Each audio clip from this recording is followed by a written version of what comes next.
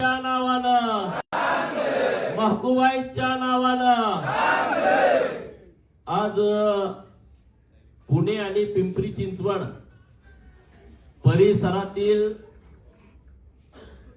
गावाकडच्या सर्व मंडळींचं आज एक संमेलन होत आहे आणि या कार्यक्रमासाठी उपस्थित माननीय ब्रह्मानंद शेठ पळळकर, आटपाडीचे पहिले नवनिर्वाचित नगराध्यक्ष माननीय युटी जाधव सर, व्यासपीठावरती उपस्थित माननीय बंडू शेठ, माननीय शेजाळ साहेब, माननीय भाजपाचे अध्यक्ष दादासाहेब हुबाले, माननीय कवितके दादा, आपल्या परळीचे माननीय भीमराव सातपुते मामा, एनपी खर्जे सर, व्यासपीठावरती माननीय गडदे शेठ, विष्णुपंत, सचिन राजमाने साहेब, माननीय छोटू गुरव, माननीय यशवंतराव बेटकरी, नंदुशेठ झंजे.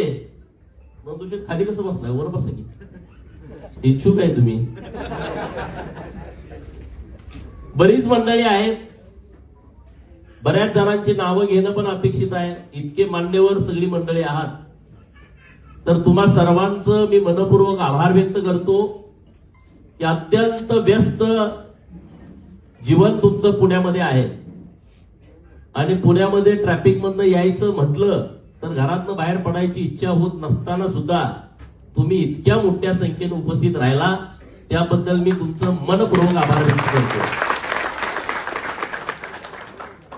खरं तर गाव सोडून पोटाची खळगी भरण्यासाठी आपली माणसं देशाच्या कानाकोपऱ्यात आहेत. नशिबात तुम्ही आहात की तुम्ही जवळ पुण्यात तरी आहात. 3 तासात का होईना गावाकडे पोहोचतंय. पण आपली काही काही दुकानदार मंडळी जम्मू काश्मीर पासून कन्याकुमारी पर्यंत पूर्व भारतातल्या सगळ्या राज्यामध्ये कामाच्या निमित्तानं गेलेली आहेत की ज्यांना गावाकडे यायचं म्हटलं तर वर्ष 2-2 वर्ष जमत नाही. मुंबईमध्ये पण तीच परिस्थिती आहे. मागच्या 8-10 दिवसापूर्वी मुंबईत पण कार्यक्रम झाला. मोठ्या संख्येनं लोक मुंबईच्या कार्यक्रमाला उपस्थित होते आणि मग तुम्हाला आज विनंती करण्यासाठी आम्ही आलोय. जिल्हा परिषद आणि पंचायत समितीच्या निवडणुका लागतायत. महानगरपालिकेच्या निवडणुका आता लागलेल्या आहेत. राज्याचे लोकप्रिय लाडके मुख्यमंत्री माननीय देवाभाऊंच्या नेतृत्वामध्ये महाराष्ट्रातल्या 27 महानगरपालिकेमध्ये भारतीय जनता पार्टी कमळ चिन्हावरती निवडणूक लढवते. पिंपरी चिंचवडमध्ये आपले सर्वांचे लाडके हिंदू नेते माननीय महेश दादा लांडगे, माननीय शंकरभाऊ जगताप हे अत्यंत ताकदीनं इथं पॅनल लढवत आहेत. सांगली मिरज कुपवाडची पण महानगरपालिका लागलेली आहे. सगळीकडे हा व्यस्त कार्यक्रम आहे. आपण सर्वजण ताकदीनं आपल्या नेत्यांच्या सोबत राहतोय आणि जिल्हा परिषदची आचारसंहिता कधी लागू शकते असं एकंदरीत सर्व तज्ञ लोकांचं म्हणणं आहे. तर येत्या काही दिवसामध्ये आचारसंहिता लागेल असं पेपरमध्ये वाचण्यात आलं. टीव्हीवरती आपण बघतोय काही नेते मंडळी त्यांच्या भाषणामध्ये वक्तव्य करतायत. म्हणजे रणांगण आता खूप जवळ आलेलं आहे आणि जिल्हा परिषद आणि पंचायत समिती ही कार्यकर्त्यांची निवडणूक आहे आणि या कार्यकर्त्यांच्या निवडणुकीमध्ये आपण सर्वांनी ताकदीनं लक्ष द्यावं अशी तुम्हा सर्वांना विनंती करण्यासाठी आम्ही इकडे आलोय आणि तुम्ही आमची विनंती नक्की मान्य कराल आणि सर्व शक्तीनिशी जसं पहिल्यापासून तुम्ही आम्हाला आशीर्वाद देताय, साथ देताय, पाठबळ देताय, त्याच पद्धतीची साथ, त्याच पद्धतीचं पाठबळ आणि तसाच आशीर्वाद तुम्ही आमच्या सोबत ठेवाल हीच आपल्या सर्वांच्याकडून अपेक्षा आहे.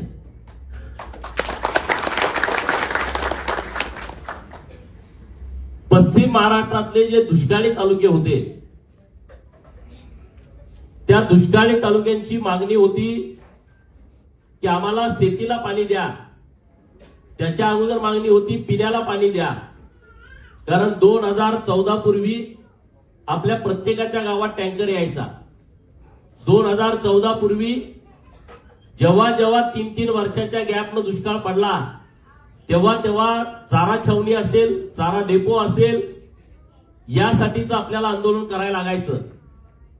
माझ्या तर राजकारणाची सुरुवातच आटपाडीला टेंबूचं पाणी द्या, जनावराला चारा द्या, शेळ्या मेंढ्यांना चारा छावणी द्या, यामधूनच झालेली आहे. आणि तुम्ही त्याचे सगळे साक्षीदार आहात. तर आता ती परिस्थिती बदलली. तुम्ही जरी पुण्यात मुंबईला राहिला असला तर तुमचा जीव गावाकडे असायचा. अरे आता गावाकडे पाणी नाही, पाणी कुठून घेऊन येईल? फिर तळाला गेले, जनावराला पाणी कुठून पाजेल? जनावरांसाठी चारा कसा करेल? वडील शेतामध्ये काय करत असतील? जनावरांच्या चाऱ्यासाठी काय कुठे गेले असतील? अशी विवंचना आपल्याला प्रत्येकाला असायची. जरी आपण इथं असलो तर आपला निम्मा जीव गावाकडे असायचा. आता ती परिस्थिती राहिली नाही.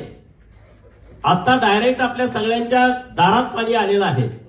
2-4 गावं राहिलेत, आटपाडीतली, मानखटाव मध्ये काही गावं राहिलेत, त्यांना 7,000 कोटी रुपयाची देवाभावनी एक टेंबू मधून नवीन योजना मंजूर केलेली आहे आणि त्याचंही काम सुरू आहे. आटपाडीतली जी राहिलेली गावं आहेत, गुळेवाडी, विभूतवाडी, पिंपरी, तरसवाडी, पूर्वेकडचं आंबेवाडी, बोंबेवाडी, पिंपरी खुर्द, लोणारवाडी, उंबरगाव, दडसवाडी, ठोंबरेवाडी या गावांना सुद्धा पाणी देण्याची व्यवस्था माननीय देवाभाऊनी केलेली आहे. त्याचंही काम सुरू आहे, आपल्या सगळ्यांना माहिती आहे. जत तालुक्यातल्या राहिलेल्या 65 गावांना पाणी 2027च्या डिसेंबर पर्यंत आम्ही प्रत्येक शेतकऱ्याच्या बांधावरती देतोय. त्याच्यासाठी 2,000 कोटी रुपये सरकारनं उपलब्ध करून दिलेले आहेत. आणखी 1,000 कोटीचं टेंडर पुढच्या काही महिन्यामध्ये होणार आहे. जत तालुक्यातला अलीकडचा भाग जो बेवणूर परिसरातला आहे, बेवणूर, वाळेखिंडी, नवाळवाडी हा जो परिसर आहे, कासलिंगवाडी, सिंगनाळी या गावांना टेंबूतून पाणी देण्याची व्यवस्था केलेली आहे. मागच्या 8 दिवसात त्याही अधिकाऱ्यांचा मी आढावा घेतला. सांगोला तालुक्यातल्या राहिलेल्या गावांना, मंगळवेढा तालुक्यातली 35 गावं, या सगळ्या गावांना पाणी देण्याची व्यवस्था माननीय देवेंद्र फडणवीस साहेबांनी केलेली आहे. आणि हे जे काम आहे ते काम पूर्वी का नाही झालं, का दुर्लक्षित झालं? खाती तर सगळीच होती. जलसंपदा खातं तेव्हाही होतं, मुख्यमंत्रीपद तेव्हाही होतं, केंद्राचं जलसंपदा खातं तेव्हाही होतं, केंद्रामध्ये सरकार तेव्हाही होतं, आताही आहे. सरकार तेव्हाही होतं, सरकार आताही आहे. परंतु देण्याची भावना त्या राज्यकर्त्यांची नव्हती. ती भावना भारतीय जनता पार्टीच्या नेतृत्वाची आहे. म्हणून आज आपल्या गावामध्ये, ओढ्यामध्ये, वगळीमध्ये पाणी वेगवेगळ्या नद्यांचं वाहत आहे. याचं सगळं श्रेय हे राज्य सरकार आणि केंद्र सरकारला जात आहे. मित्रांनो, परिस्थिती बदलली. राजकारणामध्ये आम्ही हे करतो, आम्ही ते करतो, परंतु एखाद्या पिढीच्या जीवनामध्ये आमूलाग्र बदल करणारे निर्णय काय असतात? तर हा पाणी आपल्या लोकांना देण्याचा क्रांतिकारी निर्णय हा माननीय देवाभाऊनी घेतला. हे आपण कधीच त्यांचं उपकार फेडू शकत नाही, कधीच फेडू शकत नाही. अगोदर का नाही जमलं? कारण तसं वजन नाही, तशी भावना नाही. एका वेळेस 50,000 कोटी रुपये केंद्र सरकारनं मंजूर करून घेतलं आणि म्हणून ही एवढी कामं झालेली आहेत. नाहीतर आधी 50 कोटी, 25 कोटी, 100 कोटी जेवढं बिल येईल तेवढं कॉन्ट्रॅक्टरला द्यायला लागायचं. रस्त्यांची अवस्था काय होती? 14 पूर्वी आपल्याकडं माझ्याच घराला जायला रस्ता नव्हता. मी जिथं राहतोय तिथं लोक बोलायचे, अरे ह्याच्याच घराला जायला रस्ता नाही, हा कधी पुढारी आमदार व्हायचा. लोकांशी बोलायची, पण आता आमच्याकडे काही पर्याय नव्हता, आम्ही काही करू शकत नव्हतो. जर मी काम करत होतो, माझ्या घराकडे जायला रस्ता नसेल तर मग आमच्या सरपंचाच्या, आमच्या उपसरपंचाच्या घराकडे जाणारा रस्ता असेल का? अर्थात नाही. परंतु आता तुम्ही सगळीकडे बघताय, आपल्या महाराष्ट्रामध्ये सार्वजनिक बांधकाम खात्याच्या माध्यमातून हजारो कोटी रुपयाचा, म्हणजे गेल्या वर्षी तर 70,000 कोटी रुपयाची कामं ही नुसती सार्वजनिक बांधकाम खात्याच्या माध्यमातून झाले. 70,000 कोटी रुपयाची. ग्रामीण भागातले रस्ते सार्वजनिक बांधकामाला धरता येत नाहीत, म्हणून माननीय मुख्यमंत्री महोदयांनी मुख्यमंत्री ग्राम सडक योजना आणली. पहिल्या टप्प्यामध्ये 13,000 किलोमीटर रस्ते महाराष्ट्रातले पूर्ण केले. दुसऱ्या टप्प्यामध्ये 10,000 किलोमीटर रस्ते पूर्ण केले. तिसऱ्या टप्प्यामध्ये 7,000 किलोमीटरचे रस्ते मुख्यमंत्री ग्राम सडक योजनेमधून प्रस्तावित झालेले आहेत. म्हणजे गावाला सुद्धा जोडणारे रस्ते हे माननीय मुख्यमंत्री महोदयांनी लक्षात घेतले आणि त्याच्यासाठीचा वेगळा निधी उपलब्ध करून दिला आहे. हे सरकार काम करतंय, अशा पद्धतीनं काम करतंय. त्याच्या पुढे जाऊन आता मागच्या 15 दिवसापूर्वी निर्णय झाला, जे आपल्या शेतात जाणारे रस्ते आहेत, सीमेवरचे रस्ते आहेत, बांधावरचे रस्ते आहेत, वहिवाटीचे रस्ते आहेत, भावाभावांचे वाद लागले, भावकीमध्ये वाद लावले आणि म्हणून देवाभाऊनी आणि बावनकुळे साहेबांनी एक निर्णय केला, महसूल खात्यामध्ये एक वेगळं लेखा शीर्ष तयार केलेला आहे आणि त्या माध्यमातून येणाऱ्या मार्च महिन्याच्या बजेटमध्ये त्या माध्यमातून रोजगार हमीतून रस्ता करायला अडचण होते, तर रोजगार हमी तर आहेच, परंतु रोजगार हमी सोडून महसूल खात्याच्या माध्यमातून डायरेक्ट तुमचे रस्ते करण्याची व्यवस्था या वर्षापासून सरकार करत आहे. कालच आमची एक बैठक झाली, केंद्रीय अध्यक्ष साहेबांनी घेतली होती, जे.पी. नड्डा साहेब होते, नवीन जे आता नवीन कार्यकारी अध्यक्ष झाले त्यांच्या नेतृत्वामध्ये, आणि शिवराज सिंगजी चौहान ग्रामविकास खात्याचे मंत्री, आणि त्यांनी आपली जी रोजगार हमी योजना आहे ती अत्यंत चांगल्या पद्धतीने आता बदललेली आहे. येत्या 8 दिवसामध्ये त्याच्याविषयीचं डिटेल सगळं आपल्याकडे येत आहे. म्हणजे रोजगार हमीतून त्याचा विस्तार करणं, त्याची व्यापकता वाढवणं, असा एक केंद्र सरकारनं मोठा निर्णय घेतलाय. काल आमची व्हर्च्युअल मीटिंग होती, त्यामध्ये सगळे मुद्दे आम्हाला कळाले नाहीत, परंतु येत्या आठवड्यामध्ये त्याच्या संदर्भातलं डिटेल काय निर्णय केंद्र सरकारनं घेतलाय तो आपल्याकडे नक्की येईल, आणि त्याच्या माध्यमातून गाव खेड्यामधली जी कामं आपली आहेत ती रोजगार हमी शिवाय दुसरा कुठलाही मोठा पर्याय आपल्याकडे नाही. रोजगार हमीतून आपण अख्खं गाव बदलू शकतो, इतकी क्षमता आणि इतकी ताकद ही या खात्यामध्ये आहे, आणि ती योजना आपल्याला गावागावात लोकांच्या पर्यंत पोहोचवायची आहे. त्यासाठी सुद्धा आपल्याला काम करावं लागणार आहे. आणि म्हणून मित्रांनो, वेगवेगळ्या सरकारच्या योजना आपल्याला मिळत आहेत. सरकार अत्यंत ताकदीनं आपल्यासोबत उभं राहतंय, प्रचंड पाठबळ देत आहे, आणि त्यामुळं आपण सुद्धा त्याच शक्तीनिशी या सरकारच्या सोबत राहण्याची आपली सगळ्यांची जबाबदारी आहे. दुसरं कुणी करू शकत नाही. समोर ज्या पार्ट्या आहेत प्रस्थापितांच्या, त्या तुम्हाला न्याय देऊ शकत नाहीत. त्यांना तुमचं काय पडलंच नाही. त्यांना एका कारखान्याचा 2 कारखान्याचे 4 करायचे, एका सुतगिरणीच्या 2च्या 4 करायचे आहेत. एक मेडिकल कॉलेज आहे, त्याच्या सीट वाढतील का? दुसरं मेडिकल कॉलेज कुठे करता येते का? सरकारची महाराष्ट्र शासनाची जमीन कुठे 1 रुपयाच्या भाड्यानं 100 वर्षाच्या करारानं घेता येते का? ह्याच्याकडे त्यांचं लक्ष आहे. त्यांचं तुमच्याकडे लक्ष नाही. तुम्हाला शहाणा करून त्यांना अडचण होतीये. गावगाड्यातला माणूस हा अज्ञानी राहायला पाहिजे, अडाणी राहायला पाहिजे, त्याला राजकीय व्यवस्था कळाल्या नाही पाहिजेत, नियम कायदे कळाले नाही पाहिजेत. तो तसाच अडाणी राहिला तर प्रस्थापितांना परत परत परत परत राजकारण करता येईल. म्हणून ते तुम्हाला आणि आम्हाला अडाणी ठेवताय. भारतीय जनता पार्टीचं नेतृत्व तशा पद्धतीनं भागत नाही. ते सामान्य लोकांना घेऊनच त्यांना नेता करतंय. त्याचंच उदाहरण गोपीचंद पडळकर आहे की पडळकरवाडी सारख्या एका छोट्या गावातला, आणि तुम्ही सर्वांनी पाठबळ दिलेला कार्यकर्ता, पडळकरवाडीपासून 800 किलोमीटर लांब नागपूर आहे, तिथं त्यांनी नजर आमच्यावरती टाकली. शिफारस करायला माणूस नाही, तरी सुद्धा मला बोलावून घेऊन विधान परिषदेचा आमदार केला आणि मला लोकांचं काम करण्याची संधी दिली. मी माननीय देवाभाऊंचं आणि भारतीय जनता पार्टीचं मनापासून आभार व्यक्त करेन की त्यांनी मला आमदार केलं नाही, माझा सन्मान केला नाही. माझ्यावरती जीवापाड प्रेम करणारी जी अपमानित लोक आहेत, जी उपेक्षित लोक आहेत, जी वंचित लोक आहेत, ज्यांना नेहमी वाटत होतं की राजकारणामध्ये आम्हाला कुठं ना कुठं संधी मिळाली पाहिजे, त्या सर्व लोकांचा सन्मान करायचं काम माननीय देवेंद्र फडणवीस साहेबांनी केलेलं आहे असं मी मानतो. आणि म्हणून जी संधी मला 4 वर्षात मिळाली त्या संधीचं सोनं करण्याचा मी प्रयत्न केला. अनेक विषय सभागृहामध्ये घेतले, अनेक समाजाचे विषय सभागृहामध्ये घेतले, विद्यार्थ्यांचे युवकांचे विषय सभागृहात घेतले, कामगारांचे प्रश्न सभागृहामध्ये घेतले, वेगवेगळ्या उद्योग करणाऱ्या लोकांना काही अडचणी असतील तर त्यांचे विषय सभागृहामध्ये घेतले. या महाराष्ट्रामध्ये मेंढपाळांचा विषय असेल, या महाराष्ट्रातल्या 12 बलुतेदारांचा विषय असेल, 18 पगड जातीचा, ओबीसीचा, मायनर ओबीसीचा, भटक्यामुक्त लोकांचा, ज्यांना ज्यांना न्याय देता येतोय त्या सर्व लोकांचे विषय सभागृहामध्ये घेण्याचा मी प्रयत्न केला. आणि नुसता घेतला नाही तर त्या विषयाला न्याय देण्यासाठी सातत्यानं सरकारकडे पाठपुरावा केला. त्याचे अनेक रिझल्ट आले.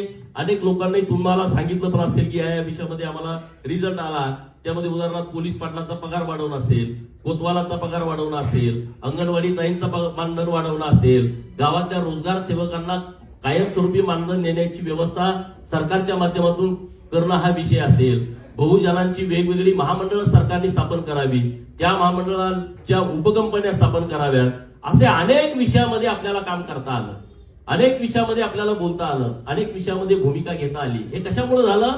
कारण आपल्याला लोकप्रतिनिधी म्हणून काम करण्याची संधी मिळाली. जेव्हा आपण लोकप्रतिनिधी म्हणून सभागृहात बोलतो तेव्हा तो विषय सर्व दूर जातो. आता मी इथं बोलतोय, आपल्या इथं कळेल किंवा काही लोक आपल्याला रिलेटेड असतील ते बघतील, परंतु हेच जर मी सभागृहात बोलत असेल तर सभागृहामध्ये सर्व दूर तिथलं जे काही विषय असतील ते जातात. अरे बाबा, विधान परिषदेत काय झालं, विधानसभेमध्ये काय झालं, हे कायदे करणारं मंडळ आहे आणि त्या कायदे करणाऱ्या मंडळामध्ये मला पहिल्यांदा विधान परिषदेवरती संधी दिली आणि परत 2024ला मला खानापूर आटपाडीमध्ये निवडणूक लढता येत नाही, भाजपला हा मतदारसंघ नाही आणि म्हणून माझ्या नेत्यांनी जत विधानसभा मतदारसंघामध्ये निवडणूक लढण्याची माझ्यासारख्या एका कार्यकर्त्याला संधी दिली आणि त्याचं सोनं करण्याचा मी प्रयत्न केला. जत मधल्या मायबाप जनतेने मला 40,000च्या फरकाने विधानसभेमध्ये पाठवलं. जत पण उपेक्षित मतदारसंघ आहे, एवढा मोठा मतदारसंघ आहे, परंतु राजकारणामध्ये आणि विकासात्मक दृष्ट्या जे द्यायचं ते तिथले राज्यकर्त्यांनी दिलं नाही, हे सगळ्या लोकांना माहिती आहे. आता मी तिथला 1 वर्ष आमदार होऊन झालं, परिस्थिती बदलली आहे. मी अजिबात ढिलं पडत नाही कुठं.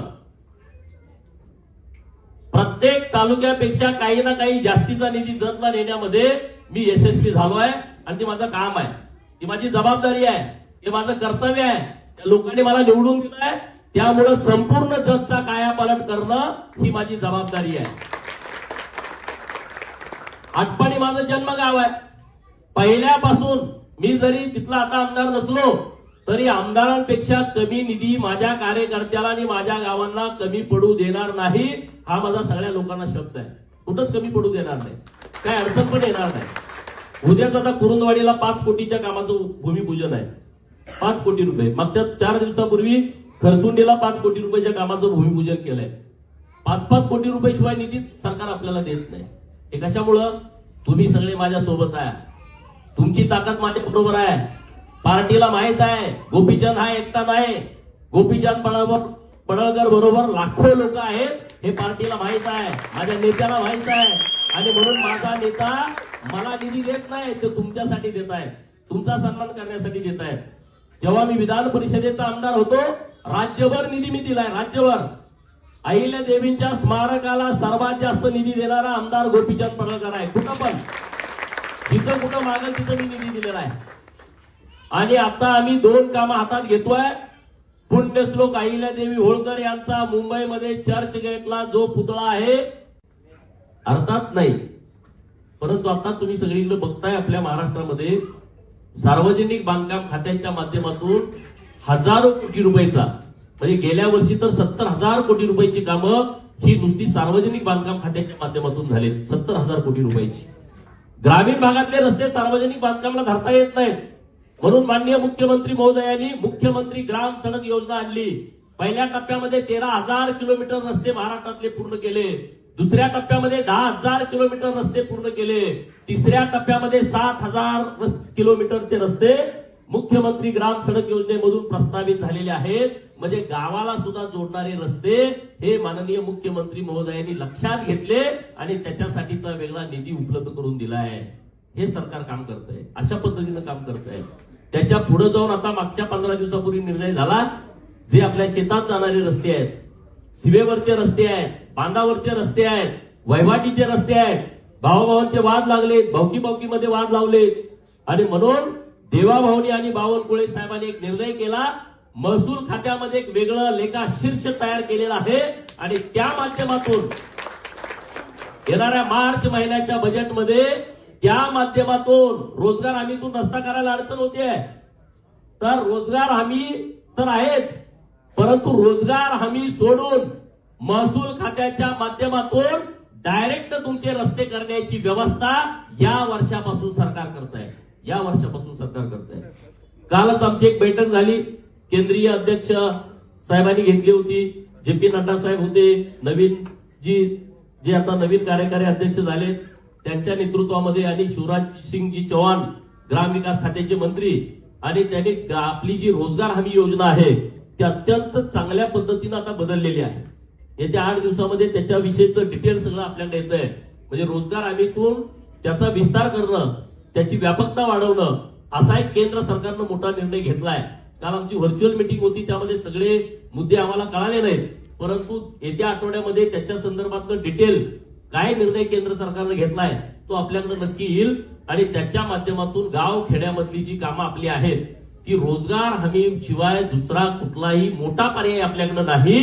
रोजगार हमीतून आपण अख्खं गाव बदलू शकतो, इतकी क्षमता आणि इतकी ताकद ही या खात्यामध्ये आहे आणि ती योजना आपल्याला गावागावात लोकांच्या पर्यंत पोहोचवायची आहे. त्यासाठी सुद्धा आपल्याला काम करावं लागणार आहे. आणि म्हणून मित्रांनो, वेगवेगळ्या सरकारच्या योजना आपल्याला मिळत आहेत.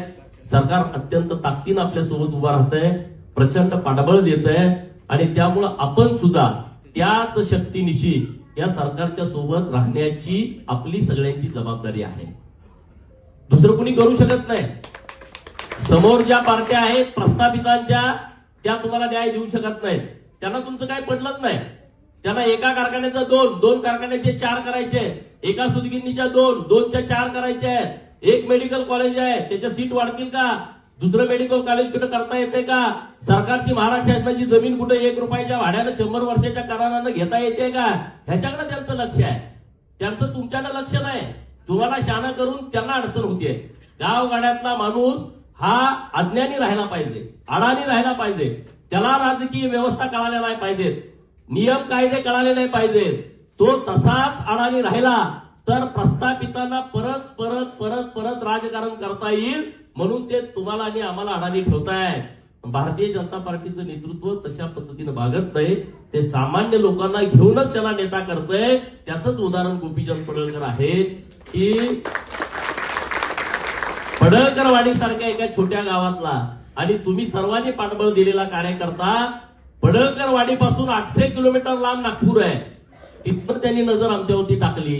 शिफारस करायला माणूस नाही, तरी सुद्धा मला बोलावून घेऊन विधान परिषदेचा आमदार केला आणि मला लोकांचं काम करण्याची संधी दिली. मी माननीय देवाभाऊंचं आणि भारतीय जनता पार्टीचं मनापासून आभार व्यक्त करेन की त्यांनी मला आमदार केलं नाही, माझा सन्मान केला नाही. माझ्यावरती जीवापाड प्रेम करणारी जी अपमानित लोक आहेत, जी उपेक्षित लोक आहेत, जी वंचित लोक आहेत, ज्यांना नेहमी वाटत होतं की राजकारणामध्ये आम्हाला कुठं ना कुठं संधी मिळाली पाहिजे, त्या सर्व लोकांचा सन्मान करायचं काम माननीय देवेंद्र फडणवीस साहेबांनी केलेलं आहे असं मी मानतो. आणि म्हणून जी संधी मला 4 वर्षात मिळाली त्या संधीचं सोनं करण्याचा मी प्रयत्न केला.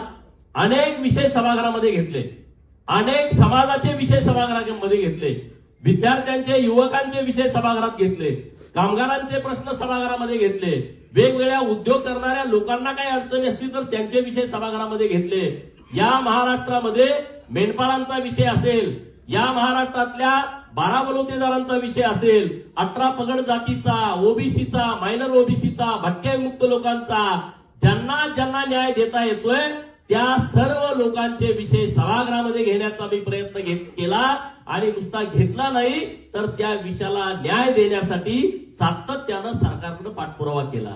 त्याचे अनेक रिझल्ट आले. अनेक लोकांनी तुम्हाला सांगितलं पण असेल की या विषयामध्ये आम्हाला रिझल्ट आला. त्यामध्ये उदाहरणार्थ पोलीस पाटलाचा पगार वाढवणं असेल, कोतवालाचा पगार वाढवणं असेल, अंगणवाडी ताईंचा मानधन वाढवणं असेल, गावातल्या रोजगार सेवकांना कायमस्वरूपी मानधन देण्याची व्यवस्था सरकारच्या माध्यमातून करणं हा विषय असेल, बहुजनांची वेगवेगळी महामंडळं सरकारने स्थापन करावी, त्या महामंडळाच्या उपकंपन्या स्थापन कराव्यात, असे अनेक विषयामध्ये आपल्याला काम करता आलं, अनेक विषयामध्ये आपल्याला बोलता आलं, अनेक विषयामध्ये भूमिका घेता आली. हे कशामुळे झालं? कारण आपल्याला लोकप्रतिनिधी म्हणून काम करण्याची संधी मिळाली. जेव्हा आपण लोकप्रतिनिधी म्हणून सभागृहात बोलतो तेव्हा तो विषय सर्व दूर जातो. आता मी इथं बोलतोय, आपल्या इथं कळेल किंवा काही लोक आपल्याला रिलेटेड असतील ते बघतील, परंतु हेच जर मी सभागृहात बोलत असेल तर सभागृहामध्ये सर्व दूर तिथलं जे काही विषय असतील ते जातात. अरे बाबा, विधान परिषदेत काय झालं, विधानसभेमध्ये काय झालं, हे कायदे करणारं मंडळ आहे आणि त्या कायदे करणाऱ्या मंडळामध्ये मला पहिल्यांदा विधान परिषदेवरती संधी दिली आणि परत 2024ला मला खानापूर आटपाडीमध्ये निवडणूक लढता येत नाही, भाजपकडे हा मतदारसंघ नाही आणि म्हणून माझ्या नेत्यांनी जत विधानसभा मतदारसंघामध्ये निवडणूक लढण्याची माझ्यासारख्या एका कार्यकर्त्याला संधी दिली आणि त्याचं सोनं करण्याचा मी प्रयत्न केला. जत मधल्या मायबाप जनतेने मला 40,000च्या फरकाने विधानसभेमध्ये पाठवलं. जत पण उपेक्षित मतदारसंघ आहे, एवढा मोठा मतदारसंघ आहे, परंतु राजकारणामध्ये आणि विकासात्मक दृष्ट्या जे द्यायचं ते तिथले राज्यकर्त्यांनी दिलं नाही, हे सगळ्या लोकांना माहिती आहे. आता मी तिथला 1 वर्ष आमदार होऊन झालं, परिस्थिती बदलली आहे. मी अजिबात ढिलं पडत नाही कुठं. प्रत्येक तालुक्यापेक्षा काही ना काही जास्तीचा निधी जतला नेण्यामध्ये मी यशस्वी झालो आहे आणि ते माझं काम आहे, ती माझी जबाबदारी आहे, ते माझं कर्तव्य आहे. त्या लोकांनी मला निवडून दिलंय, त्यामुळे संपूर्ण जतचा कायापालट करणं ही माझी जबाबदारी आहे. आटपाडी माझं जन्मगाव आहे.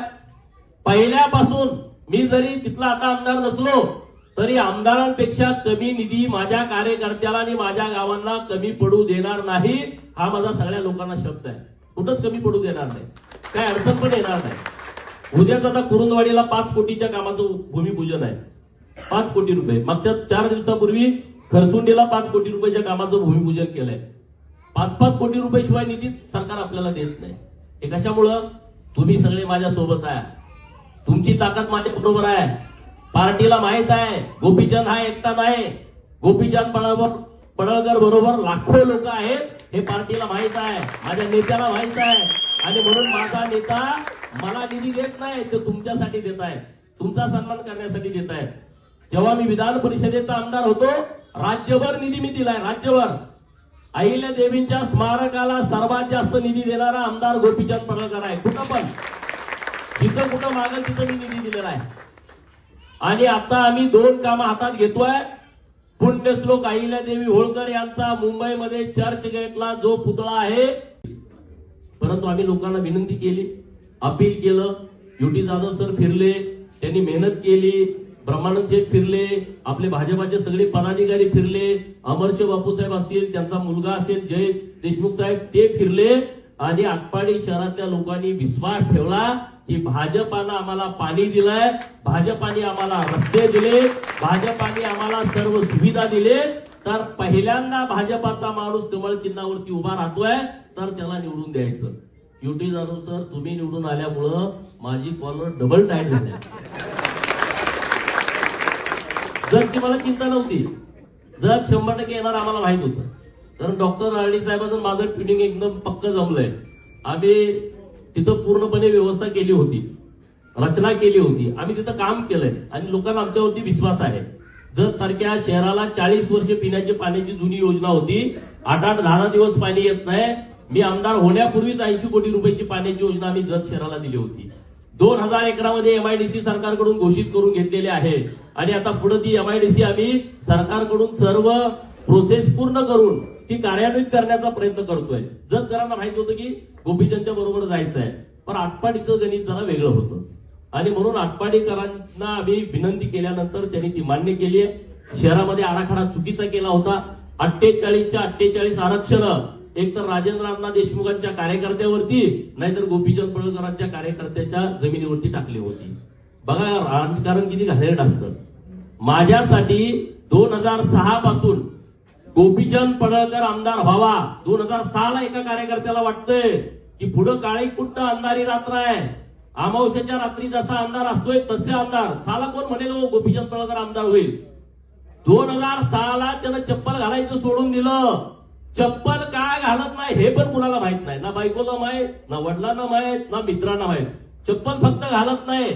आणि हे कधी कळतंय? गोपीचंद पडळकर 2020च्या मे महिन्यामध्ये आमदार होतोय तेव्हा कळतंय की नारायण पुजारींनी पायात चप्पल का घातली नाही, तर गोपीचंद पडळकर जोपर्यंत आमदार होत नाही तोपर्यंत पायात चप्पल घालणार नाही. अरे असा कार्यकर्ता. दुसरा कार्यकर्ता कटरे 2008 पासून पायात चप्पल घालत नाही.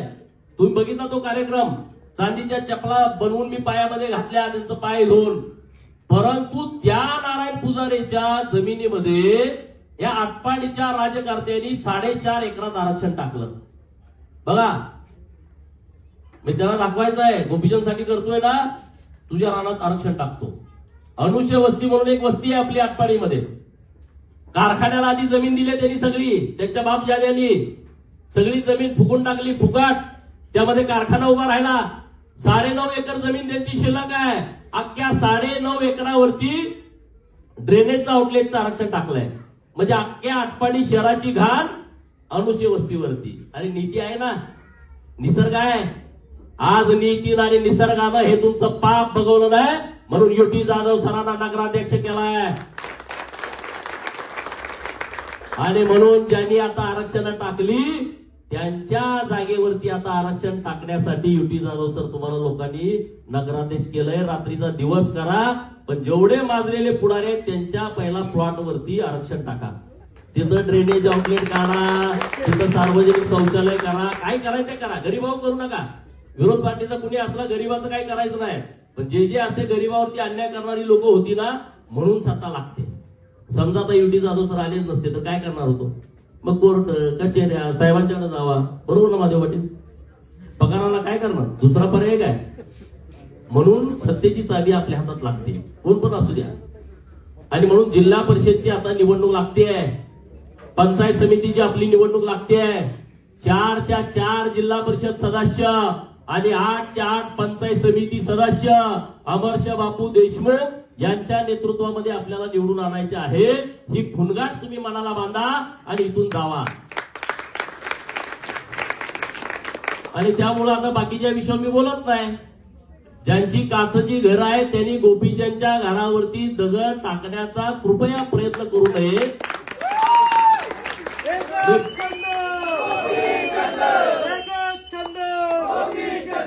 काचची घरं फोडायला वेळ लागत नाही. आम्ही स्लॅबची बंगले पाडतोय. चांगले चांगले जुने प्रस्थापितांचे बुरुज पाडलेले आहेत. त्यामुळे तो विषय आपल्यासाठी महत्वाचा नाही. परंतु कुणाच्या तरी सुपाऱ्या घेऊन गोपीचंदचे आम्ही जिरू, मग आमच्या राज्यात हवा होईल असं लई जणांना वाटतंय. गोपीचंद असं करतोय, असं करूया. गोपीचंद असं कपडे घालतोय, तसे घालूया. गोपीचंद गाडी घेतली का आपण बी घेऊया, म्हणजे आपली बी हवा. अशी होत नसते हवा. सगळ्यांनी तेच उद्योग केले असते, सगळ्यांनी तोच धंदा केला असता. तसं होत नाही. गोपीचंदची हवा होते कारण गोपीचंद वरती प्रेम करणारे असे लाखो सरकारी मित्र आहेत. गोपीचंदची हवा काय गोपीचंद मुळे नाही आहे. गोपीचंदच्या अंगावर कपडे नव्हते तेव्हा तुम्ही माझ्यावरती विश्वास ठेवला. गोपीचंदला राहायला घर नव्हतं तेव्हा तुम्ही मला नेता केलाय. गोपीचंदच्या गाडीला तेल नव्हतं तेव्हा तुम्ही गाडीत डिझेल टाकलंय. गोपीचंदला प्रचाराला गाडी सांगायला पैसे नसायचे तेव्हा प्रचाराच्या गाड्याचे पैसे भागवणारे तुम्ही लोक आहात. गोपीचंदनं पोस्टर इलेक्शनची छापली, वर्षभर त्याचं देणं होत नव्हतं तेव्हा तुम्ही देणं देत होता. तेव्हा गोपीचंद तयार झालाय. गोपीचंद काय असाच उठलाय तयार झालाय अशातला भाग नाही. गोपीचंदला तयार करण्यासाठी अनेकांनी त्यांच्या कष्टातलं कमाईतले पैसे खर्च केलेत, वेळ खर्च केलाय, ताकद खर्च केली आहे. तेव्हा गोपीचंद तयार झालाय. तो असाच काय तयार झाला नाही. तुम्ही कुठल्या बाजारात झवेरी मार्केटमध्ये गेला आणि 1 कोटी रुपयाचा एक चांगला कार्यकर्ता आम्हाला खरेदी करायचा आहे असं मार्केट अजून यायचं आहे. असं मार्केट नाही आहे. आम्हाला एक जातीवंत हाडाचा कार्यकर्ता पाहिजे. कुठल्या दुकानात मिळेल? तो बिर्याणीवर मिळत नाही. तो 5 स्टारला जेवण दिलं म्हणून तो हाडाचा कार्यकर्ता मिळू शकत नाही. त्याला मोठी कुठं 10-20 हजार रुपयाची पाजली म्हणून तो कार्यकर्ता मिळत नाही. तो जातीवंत असावा लागतो, जातीवंत कार्यकर्ता असावा लागतो. आणि म्हणून गोपीचंदकडे जातीवंत सहकारी आहेत. म्हणून मी आज ताट मानेनं महाराष्ट्रभर फिरतो. मला अजिबात चिंता वाटत नाही. आणि मी तुमच्यामुळे ताट मानेनं फिरतो. मी काम पण तसंच करतो. तुम्ही कुठल्या पण ऑफिसला जावा, 80% तर लोकांचं काम असंच होऊन जातं. मी गोपीचंद जवळ जा, एवढं सांगा, चला हे काम करून जावा म्हणते. मी माझा मोठेपणा सांगत नाही, वस्तुस्थिती सांगतोय. मंत्रालयात एकदा येऊन चक्कर मारून जावा. 1 वर्षभर एखाद्याने फाईल बघितली नाही आणि तुम्ही फक्त माझ्यासोबत या. जर नाही तुमची 8-15 दिवसात फाईल क्लिअर झाली तर मग मला सांगून टाका. म्हणजे मी काम करतोय, तुम्हाला सन्मान वाटेल, अभिमान वाटेल. तुम्ही ज्याच्या पाठीमागे काम करताय त्याचा तुम्हाला अभिमान वाटेल. अशा पद्धतीचं मी काम करतोय आणि ते पुढेही करत राहणार आहे. त्यासाठी तुम्ही आमच्या सोबत राहा, त्यासाठी तुम्ही आम्हाला ताकद द्या. आज आपल्या सगळ्या परिसरामध्ये खूप कामं करायची आहे. आपल्या भागामध्ये कामं करायची आहे. पश्चिम महाराष्ट्रामध्ये, मराठवाड्यामध्ये अनेक विषय आहेत ना. मराठवाड्यातले आपले अनेक मुलं आहेत, आपले सहकारी अनेक लोक आहेत. तिथं पाणी नाही. मराठवाडा वॉटर ग्रीड नावाची एक योजना माननीय मुख्यमंत्री महोदयांनी आणली आहे. समुद्रात वाहून जाणारं पाणी मराठवाड्याला द्यायचं. कुठल्या मुख्यमंत्र्या डोक्यात आलतं का हो? समुद्रात वाहून जाणारं पाणी हे मराठवाड्याकडे न्यायचं. कधी कुणाच्या डोक्यात पण आलं नाही. ते माननीय देवाभाऊंच्या डोक्यामध्ये आलं आणि तशी योजना प्रस्तावित केली आणि त्या योजनेचं काम चालू केलंय. तुम्ही आता भाषण ऐकलं असेल नागपूरच्या हिवाळी अधिवेशनामधलं नदी जोड प्रकल्प, जो अटल बिहारी वाजपेयी साहेबांनी संकल्पना मांडली होती. या नदीतलं पाणी त्या नदीत, त्या नदीतलं पाणी त्या नदीत, एखादी नदी आटली काही फरक पडत नाही. अशा पद्धतीची योजना आणली आहे. 4 नद्या आता आपलं सरकार जोडत आहे. हे सगळे विषय खूप महत्वाचे आहेत. हे गावातलं राजकारण, माझी भाऊकी तिकडं आहे, माझा भाऊ तिकडं आहे, माझ्या लग्नालाच गोपीचंद आला नाही, माझ्याकडे बघितलंच नाही, माझा फोनच उचलला नाही, मी तुमची माफी मागतो, सगळ्यांची माफी मागतो. मी तुमच्या लग्नाला येऊ शकलो नसल तर तुम्ही बघताय माझं सगळं फेसबुक चेक करून बघा. मी काही घरी झोपलो नाही, हातरून पांघरून घेऊन लग्न तिकडे चाललंय मी झोपलोय असं अजिबात नाही. मी तुमचा फोन उचलला नाही, इतके मला फोन येते, मी बहिरा होण्याची शक्यता आहे, इतके फोन मला येत आहेत. झोपा, बरोबर आहे काय कुठं आहे सचिन दादा? खरंच मी कर्नाटकात जेलमध्ये 3 महिने होतो. ते शंभूराजे देसाई एकदा सांगत होता बघा, माग त्यांचं महाविकास आघाडी सरकार असतं, मला बदनाम करा. कर्नाटकमध्ये होतो त्यात काय होतोच ना, 3 महिने होतो कर्नाटकच्या जेलमध्ये. कन्नड येत नव्हतं, पण ज्या दिवशी मी येताना अगदी जेल रडत होतं. ते गोपीचंद नाही. त्यामुळे कोणी काय आम्हाला भीती घालायचं कारण नाही. आम्ही त्या गोष्टीला भीक पण घालत नाही. आम्ही काम करतो तत्वानुसार, आम्ही काम करतो पुण्याईचं, आम्ही काम करतो लोकांच्या हिताचं. लोकांची घरं उद्ध्वस्त करायचं आम्ही काम करत नाही. लोकांच्या गप्पा मारायच्या नाहीत. आम्ही याव करून, आम्ही त्याव करून, आम्ही फलान करू, असं काय होत नसतंय. काम करायला ते जातीचं लागतं, येड्या गाबाळ्याचं ते काम नाही. लोकांना भुलभुलया करता येईल, आम्ही हे करू, तेव करू, फलान करू, आम्ही असं करू, आम्ही तसं करू, तसं होत नाही. आणि त्यामुळं आज जे तालुक्यामध्ये आपल्याला करता आलंय ते भविष्यात आणखी ताकदीनं करण्यासाठी तुम्ही सगळ्यांनी आमच्या सोबत येण्याची आवश्यकता आहे. गावाकडे सगळ्यांना लक्ष द्या, गावाला सगळ्यांनी बोलून घ्या. दिगंची, करगणी, खरसुंडी, निंबवडे या ज्या 4 जिल्हा परिषदच्या गटामध्ये आपले जे उमेदवार राहतील XYZ, आज कुणी उमेदवार फिक्स नाही, जेव्हा पार्टी ज्या ज्या लोकांना आपल्या उमेदवार करेल, 8 पंचायत समितीच्या लोकांना, त्या सगळ्यांना ताकदीनं आपल्याला निवडून आणायचं आहे. जत मधल्या 9 सीटा आपल्या निवडून येत आहेत. कुणी काही करायचं करू द्या. जत मध्ये जर 9 येतील, त्याच्या निम्म्यातली 1 कमी तुम्ही तर द्या. नाही तर आता म्हणजे तुम्ही जोतलाय, अरे आता करू काय? त्या लोकांनी माझा एवढा सन्मान केला, नाहीतर गोपीचंद राजकारणामध्ये राहिला पण नसता, टिकू पण शकला नसता. एवढं उपकार केले त्या लोकांनी माझ्यावरती. आणि लोक मला म्हणाले, अरे जत तुम्ही राहायला कधी येत आहे, पहिले म्हणायचे, जत राहायला कधी येत आहे, रोज निवडणुकी मतदान होईपर्यंत आणि निकाल झाल्यापासून आजपर्यंत मला म्हणलेच नाही जतला राहायला कधी. मी रोज जतला आहेच, उद्या सकाळी पण जत नाही 12 वाजता. ते पण कुठं मोरबग्गी विजापूरच्या जवळ गाव आहे, तिथं मी 12 वाजता जाणार आहे. इतकं मी त्या लोकांच्या मध्ये जातो. आटपाडीला पण सोडू वाटत नाही, म्हणून रात्री मुक्कामी परत आटपाडीला येतो. रात्री 2-2:30 वाजेपर्यंत आटपाडीच्या सगळ्या लोकांशी बोलतो, महाराष्ट्रातले लोक येतात त्यांच्याशी बोलतो. सकाळी मी म्हटलं एखाद्या कार्यक्रमाला 9ला येतो, 10 वाजेपर्यंत माणसं हटत नाहीत झऱ्यात. मग तू कुठं आहे कुठं आहे, अहो लोक आहेत लोक आहेत लोक आहेत. अशी तारेवरची कसरत माझी सुरू आहे. त्यामुळे जरा आपल्या इथले पण कार्यकर्ते तयार झाले पाहिजेत ना, आपले पण लोक तयार झाले पाहिजेत. त्यामुळं तुम्ही ताकदीनं जर एकत्रित राहिला आणि एकदा हे सगळं विषय संपून टाका या निवडणुकीमध्ये. इकडे 7 नंबरमध्ये एक असाच उमेदवार होता, पैशेवाले, आम्हाला लय पैसे आहेत, लय पैसे. कोण म्हणलं अंगठ्या दिल्या, कोण म्हणलं कानातलं दिलं, कोण म्हणलं पायातलं दिलं, कोण म्हणलं 20,000 मताला दिलं, परत दुसरा हप्ता 25,000चा दिला. काय म्हणलं कसं राजकारण करायचं, तरी सुद्धा ते पडलं. आताच उदाहरण आहे, आटपाडी ड्युटी जाधव सरांना विचारा. ते म्हणले कोळेकर मला फुटला, अनुषे मला फुटला. ते म्हणले पैशावर जाते. ते म्हणले बरं ठीक आहे, काहीच बोलले नाही. खटा खटा खटा खटा मतं दाबली. प्रकांड मुलाला आणला ते आटपाडी 10 लाखाच्या फटाकड्या, डॉल्बी आणून लावले 4-4, एक सांगोल्याकडनं, एक अकलूजकडनं, एक माळशिरसकडनं, सलग 1, 2, 3, 4, 5 निवडून आले. डॉल्बी वाजायला लागा. आपली पोरं काय झालं, 5 तिकडचे निवडून आले तर युटी 1000 मतांनी पुढंच, 5 त्यांच्या निवडून आले तर युटी जाधव सर पुढंच. आणि 6व्या निवडून आल्यापासून डॉल्बी त्यांचा, नाचणारे आमचे.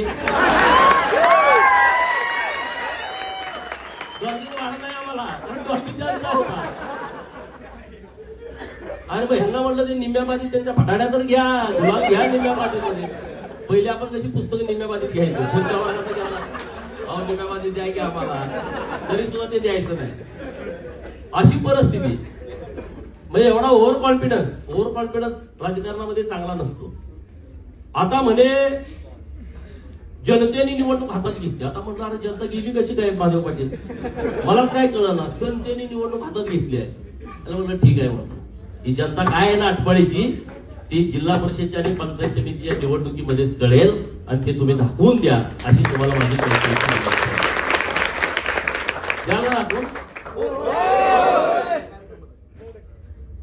त्यामुळं तुम्ही इतक्या मोठ्या संख्येनं आला. शेजार साहेबांचं विशेष अभिनंदन. ते राजकारणात मला वाटतं पहिल्यांदाच आता व्यासपीठावरती आहेत. आपले डीवायएसपी शेजार साहेबांचे ते चिरंजीव आहेत आणि ते अत्यंत जवळचे आहेत. तरी सुद्धा ते कालपासून वेळ घेऊन आपल्या कार्यक्रमासाठी इकडं फिरतायत. त्याबद्दल जोरदार टाळ्या वाजवून त्यांचं अभिनंदन करावं. कविते दादा आहेत आपले पिंपरी चिंचवडचे, उभा राहा दादा. पक्का दादांकडे आहेत. दादा हे आपले खूप सिनियर आहेत. त्यांची इथं कंपनी आहे. आपल्या सगळ्या लोकांच्या ह्या परिसरातल्या सगळ्या लोकांची कामं करणं, सामाजिक उपक्रमामध्ये म्हणजे बरेच जण असतील, परत मला दादाचं नाव का घेतलं असं काही करू नका. आपल्यात सिनियर आहेत. तर अशी सगळी लोक खूप चांगल्या पद्धतीनं काम करतायत. आपण सगळ्यांनी अशाच पद्धतीनं एकमेकांच्या विचारानं आपण सगळेजण पुढे जाऊ, एवढंच या निमित्तानं बोलतो. इतक्या मोठ्या बसायला पण जागा नाही, इकडे बसलेले लोक तिकडे मागं आहेत. इतक्या मोठ्या संख्येनं आणि उत्स्फूर्त आलेली सगळी लोक आहेत. कुणाला गावाकडनं बोलवा, इकडनं बोलवा असं काहीच नाही. शिवसेनेची बोलवा, परत ह्याची बोलवा, हे कार्यक्रमापुरतं फोटो काढायपुरतं या, बिर्याणी खायापुरतं या, असं काहीच नाही हो. आपला कार्यक्रम असं नाहीच ना. आपले कार्यक्रम सगळे असे असतात उत्स्फूर्त. दसरा मेळावा तुम्ही बघताय कसा असतो. पुण्यातला कार्यक्रम आपल्याला घ्यायचा आहे. आता ही निवडणुका झाल्यानंतर एकदा 50,000 ढोल वाजल्याशिवाय कंटाळे बसले